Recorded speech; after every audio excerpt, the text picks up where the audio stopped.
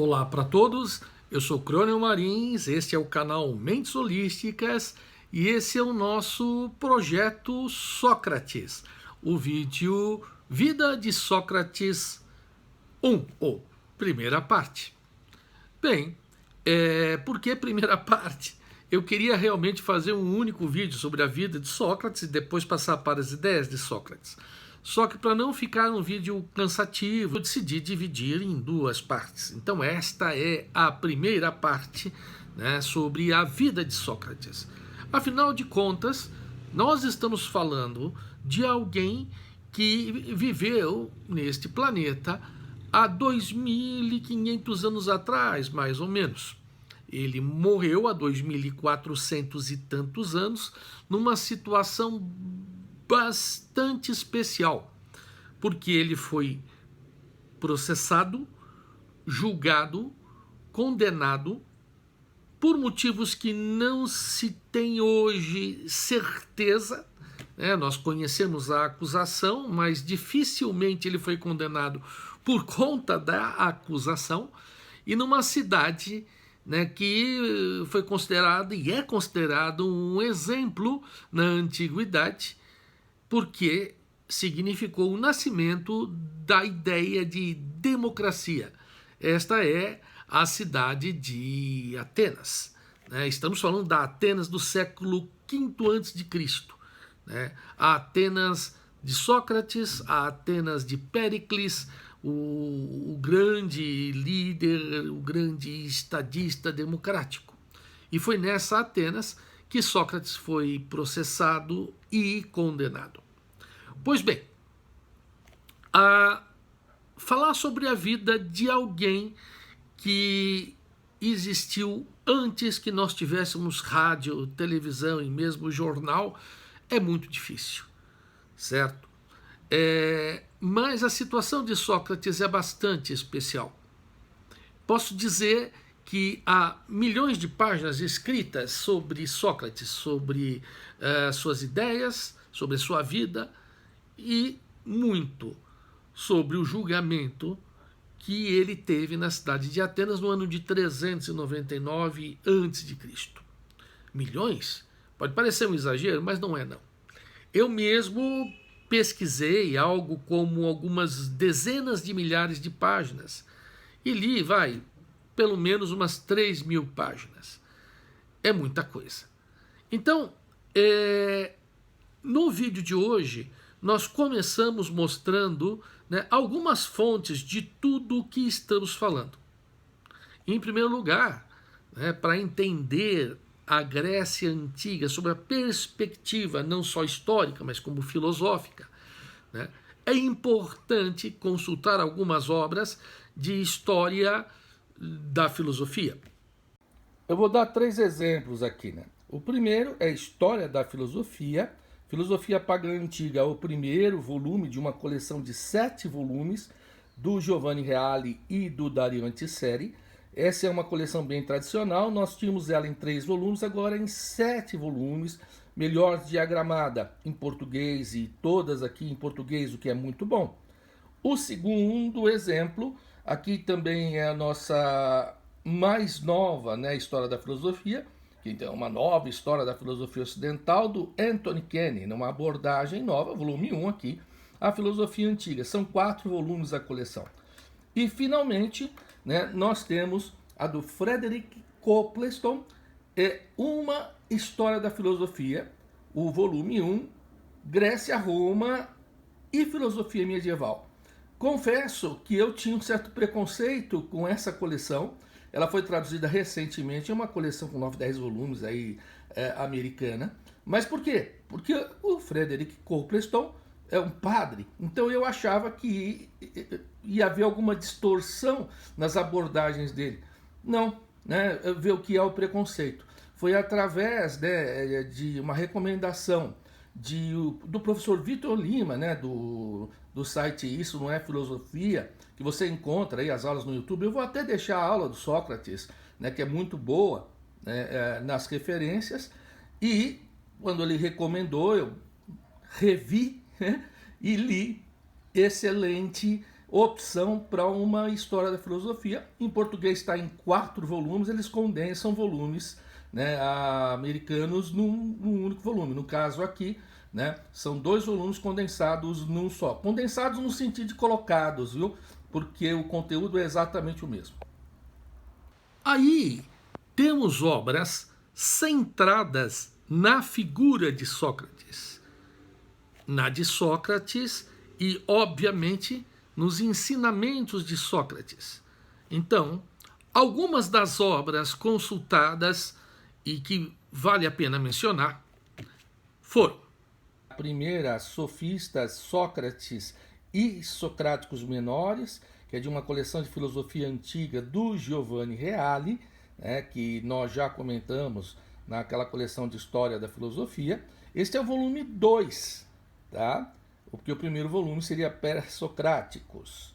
E muito boa, né? E esse Companion da Cambridge, o que é o Companion? Na verdade, é uma reunião de artigos. Aqui são 15 artigos sobre o Sócrates, né, vistos sob várias perspectivas. Os Companions da Cambridge são excelentes, né? E nesse caso aqui, muitas dúvidas, né, sobre a discussão socrática, né, nos tempos de hoje, elas ficam dirimidas. Ou melhor, você entende que elas são dúvidas, porque há muita discordância entre os pesquisadores. Tá? Ficam essas 2 referências aqui. Mas estas obras, na verdade, elas falam sobre as fontes que realmente tratam diretamente sobre Sócrates, no caso. Quais as fontes que devemos considerar? Vamos ver algumas. Algumas fontes sobre a vida de Sócrates. Então, nós temos, primeiro, as fontes diretas, que conheceram Sócrates pessoalmente. São poucas essas fontes. Basicamente, 3. Começamos com Platão, o aristocrata ateniense chamado Aristócles, que nasceu entre 428 ou 427 a.C. e morreu em 348 a.C. É muito comum essa variação de um ano para nascimento ou para falecimento, porque o ano grego ele ia de julho a julho, mais ou menos, certo? No meio do verão, ao meio do verão, e não de janeiro a dezembro, como o nosso ano. Então, às vezes, acaba sendo difícil verificar se ele nasceu no equivalente ao ano do primeiro semestre ou segundo semestre do nosso ano, correto?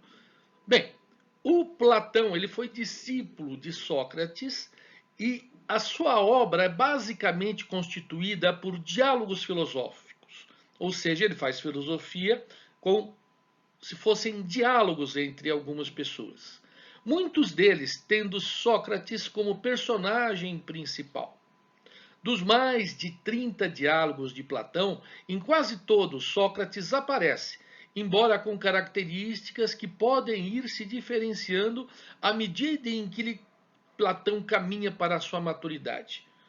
O que os comentaristas dizem é que os primeiros diálogos, e às vezes é difícil dizer quais são os primeiros diálogos,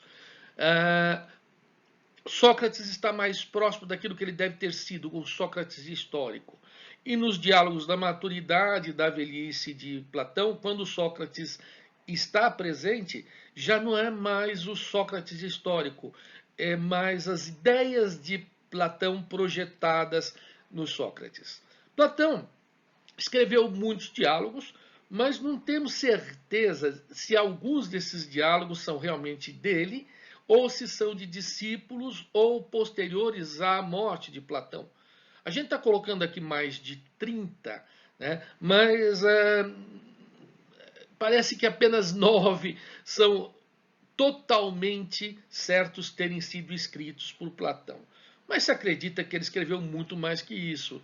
Então, dos 40 e tantos diálogos que nós temos, pelo menos mais de 30 é uma boa estimativa para a produção de diálogos platônicos, né?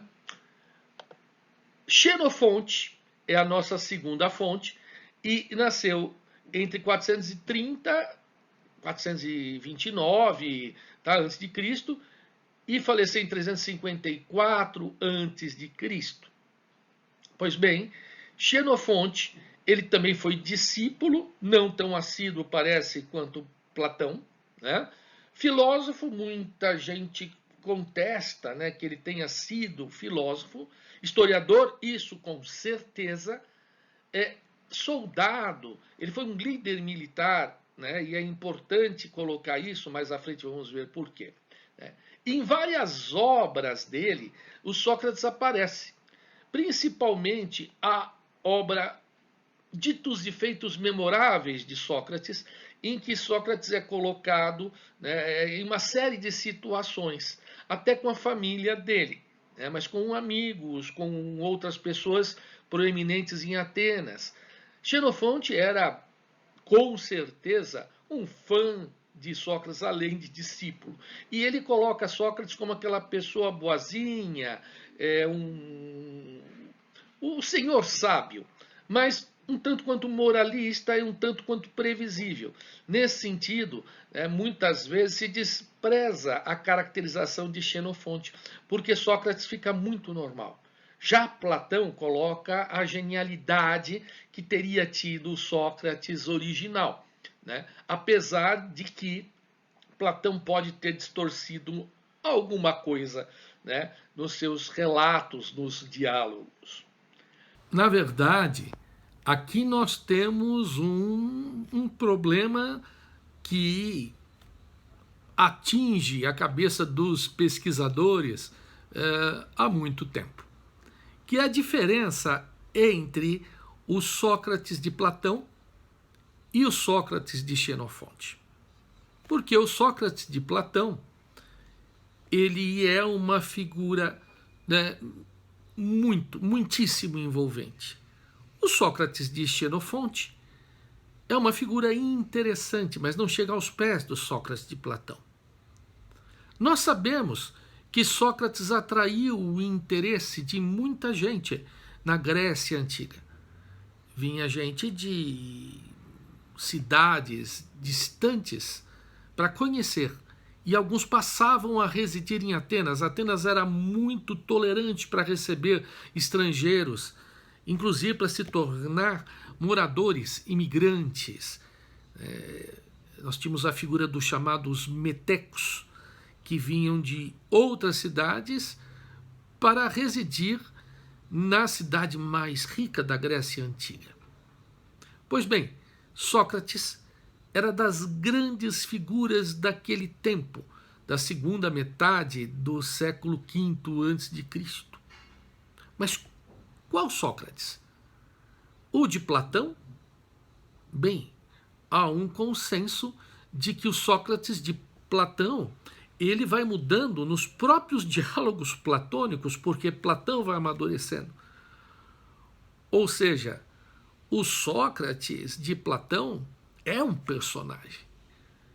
Mas o Sócrates de Xenofonte, seria esse Sócrates capaz de significar aquela revolução na sua época, no pensamento, dentro de uma cidade que se destacou no mundo antigo como sendo a cidade originária das posturas científicas e filosóficas mais desenvolvidas no mundo antigo?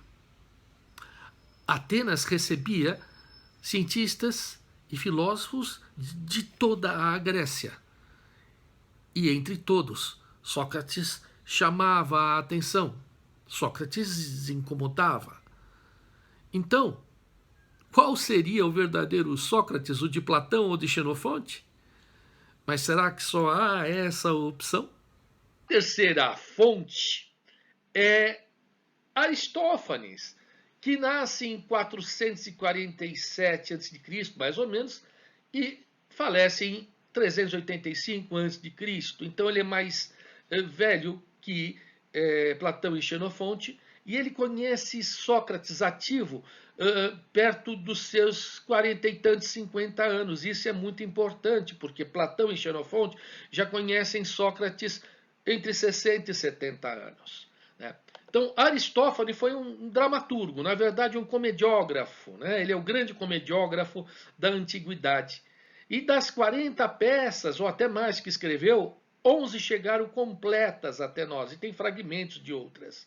Sócrates e seus discípulos, eles são citados em algumas peças, especialmente em As Nuvens, de 423 a.C., em que Sócrates aparece como um mestre amalucado, vivendo com os discípulos numa construção decadente, chamada de pensatório, né, numa tradução para o português. Se vocês acham que hoje alguns humoristas exageram, passam dos limites quando fazem suas caricaturas, é porque vocês não leram as peças de Aristófanes. E outras peças, infelizmente nós não temos peças completas, né, de outros comediógrafos, porque tinha festival em Atenas todo ano. É muita peça que foi produzida e perdemos praticamente tudo. Mas pelas de Aristófanes e pelos fragmentos que nos chegaram de outros, dá para perceber até que ponto ele chegava. Num contexto de uma certa religiosidade, né, a religião é uma coisa séria naquele tempo, até deuses eram caricaturados. Nas peças de Aristófanes, nós temos ali caricaturas de vários deuses em várias das peças. Imagine-se então os políticos, porque não é de agora que é muito interessante e muito fácil caricaturar políticos. Mas e o Sócrates? Ele nunca se meteu em política. Por que ele era alvo da caricatura de Aristófanes? Na verdade, não era só de Aristófanes.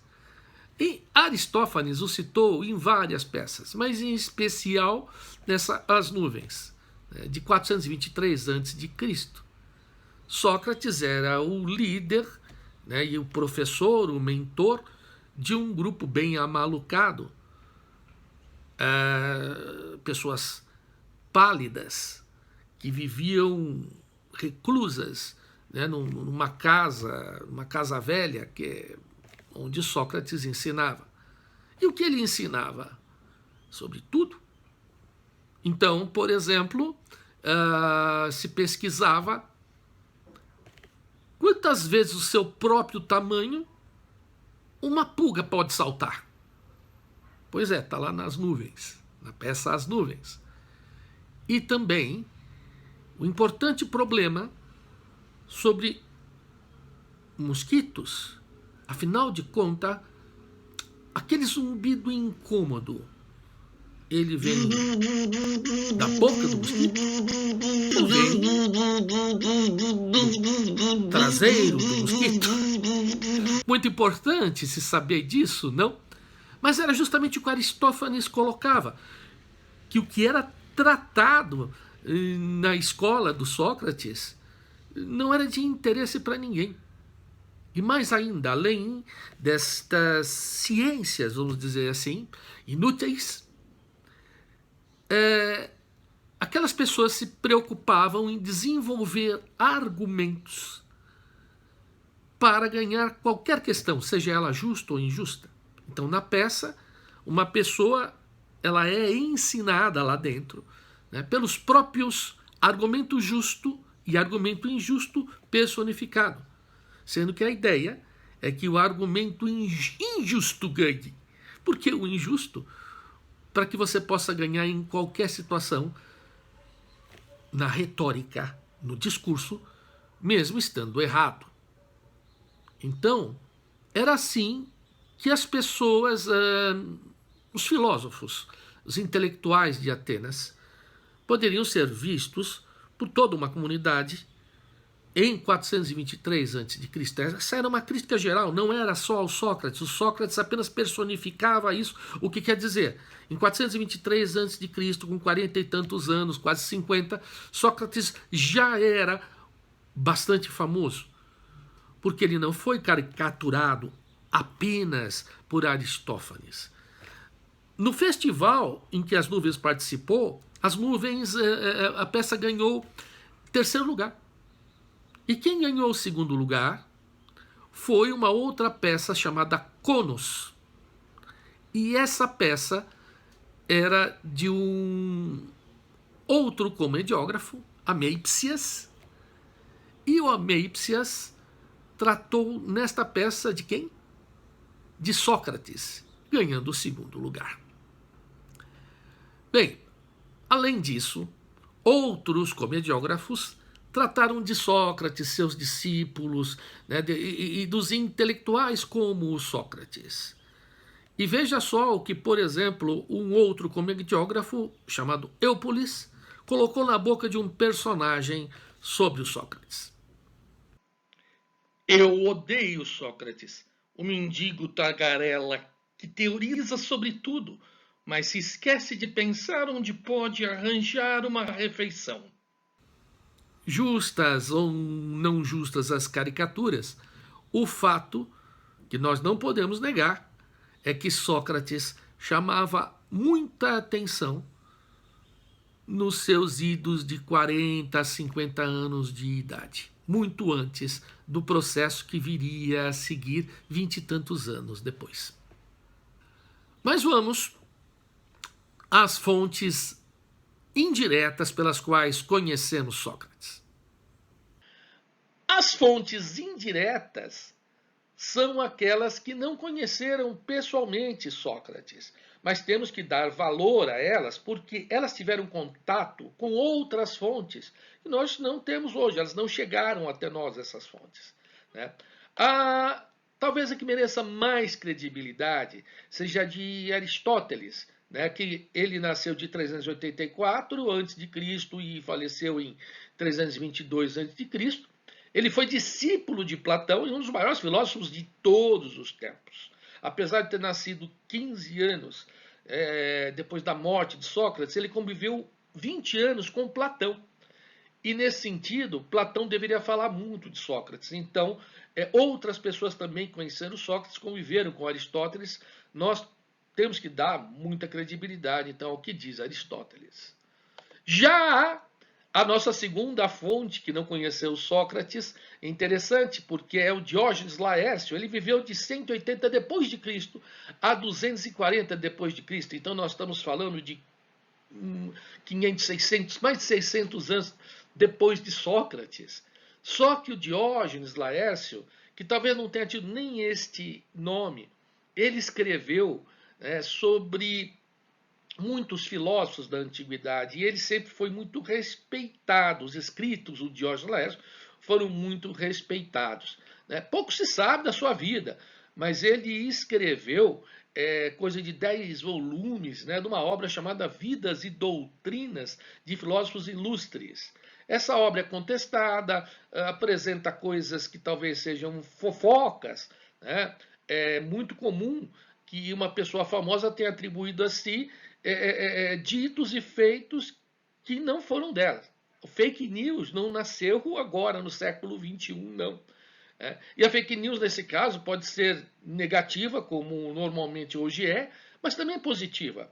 Eu posso dizer que uma pessoa fez algo fantástico, disse algo incrível, mas ela não fez nem disse aquilo. É que ela era famosa.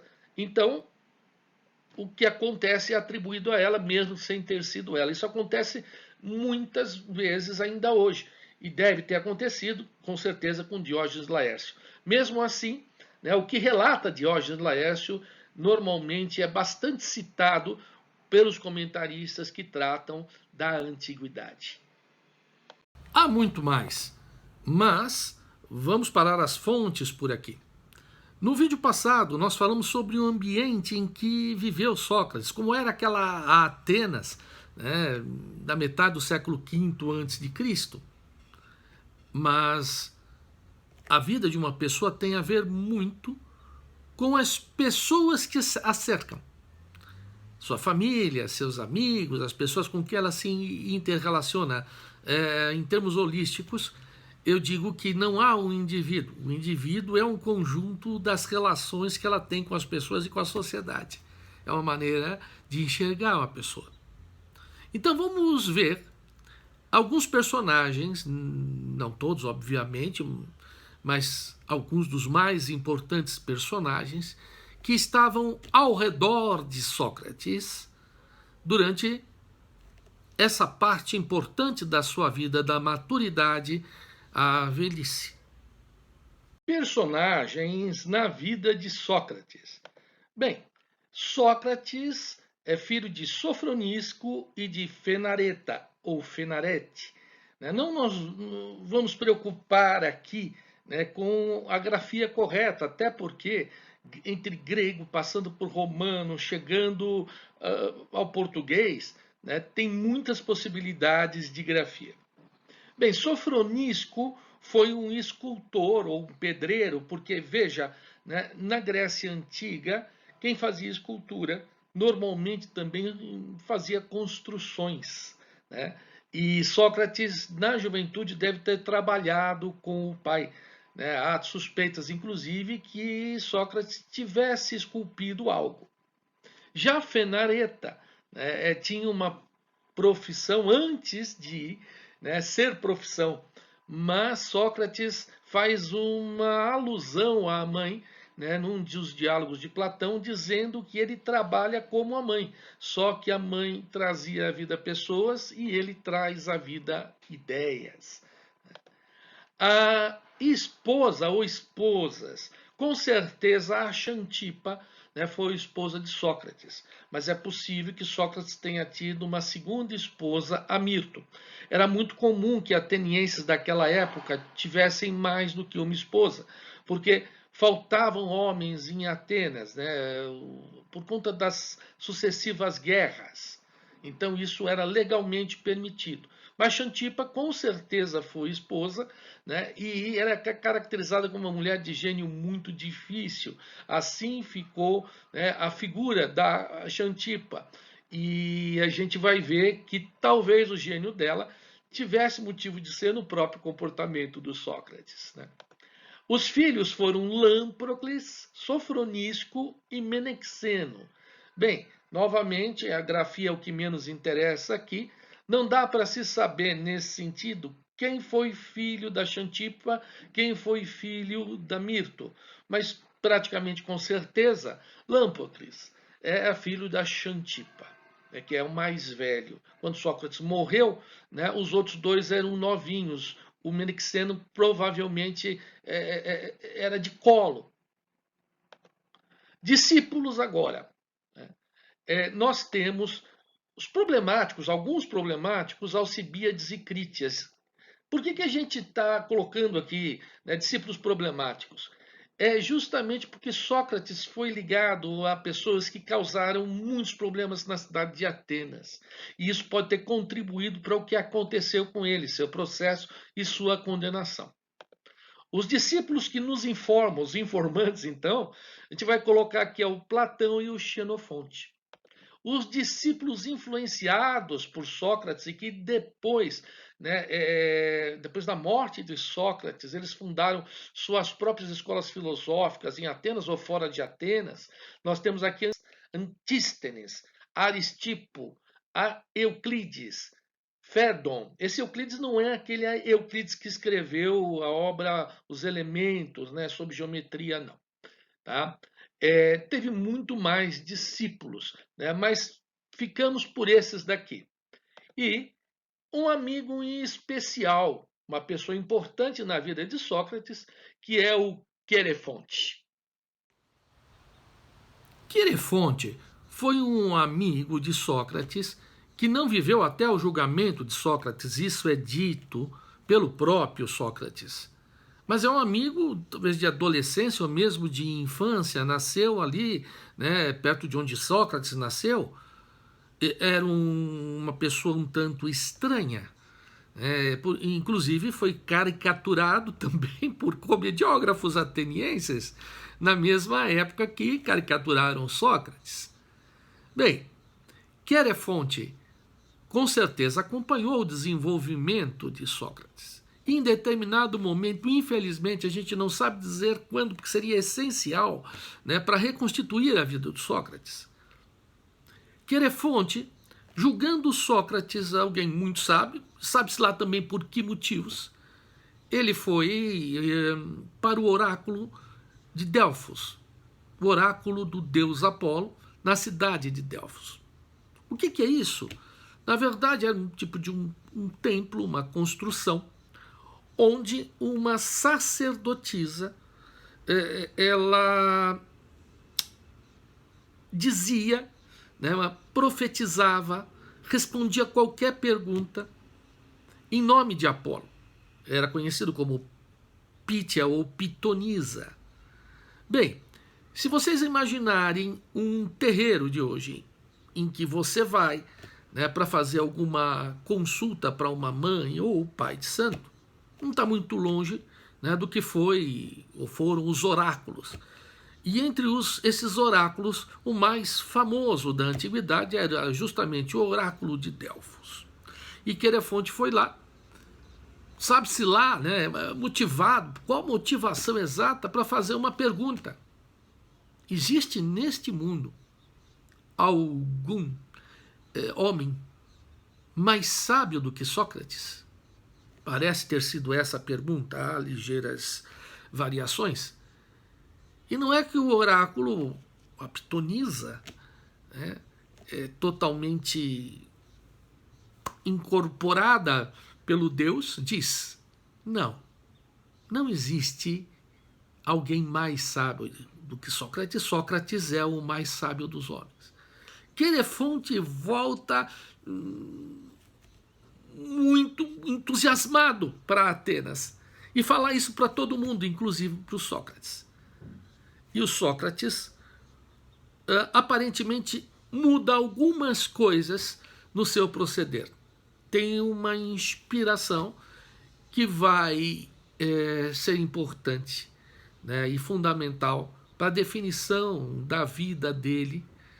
E isso que realmente nos deixa muito chateado, nós não sabemos se foi em 430, em 425, em 420 a.C., né, que Querefonte foi ao oráculo, teve esta resposta e a trouxe para Atenas, e a partir daí Sócrates se vê imbuído de uma grande missão.